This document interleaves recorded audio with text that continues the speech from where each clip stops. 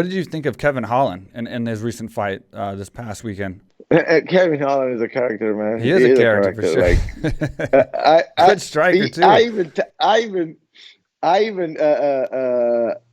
the?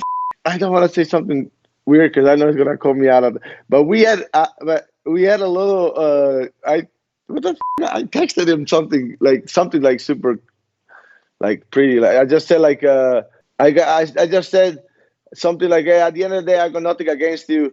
If you gain your spot, I'll fight you again. And then we'll see each other in the cage.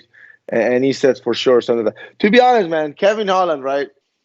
I got nothing. It's not that he got mad because I put him in the stroller at that time, right?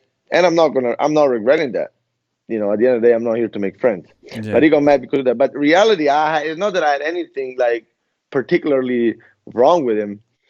And but then we started having like little arguments, and man, like he's been active, and props to him, man. I think, I don't think he's such a technical high level fighter, but he pulls it off, and you got to respect it in a sense. He's one thing about him is just super active. Like I don't think he even cuts more than 10 pounds, and he's just like in and out like every 2 weeks.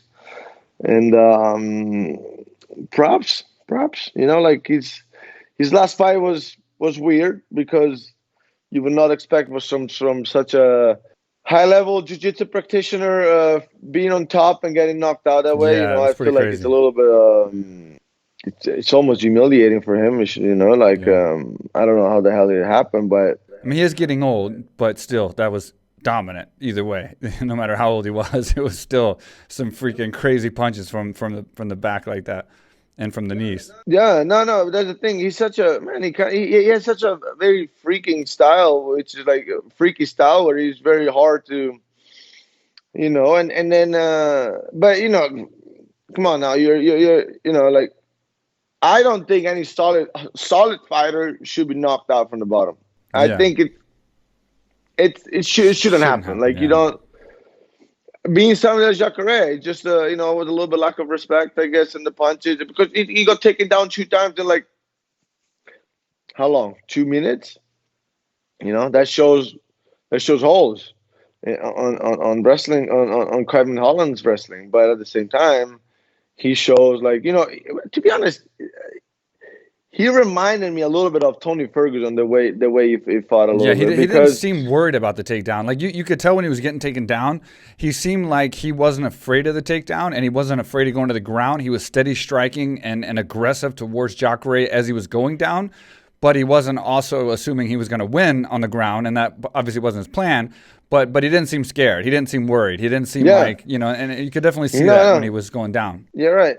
It's a very chaotic, freaky style. Like it's you beat that with being very solid in every position, and without going into like unknown territory in a sense in the fight. And you got to respect him because he's making things happen somehow. Yeah. For sure. And he has such a skinny like body type that he whips these punches. They hurt. Like it's not. I give props to him. Yeah. And you can really see even when he hit pads, like his shoulders are really down and he's never tense. It's props, and he's active.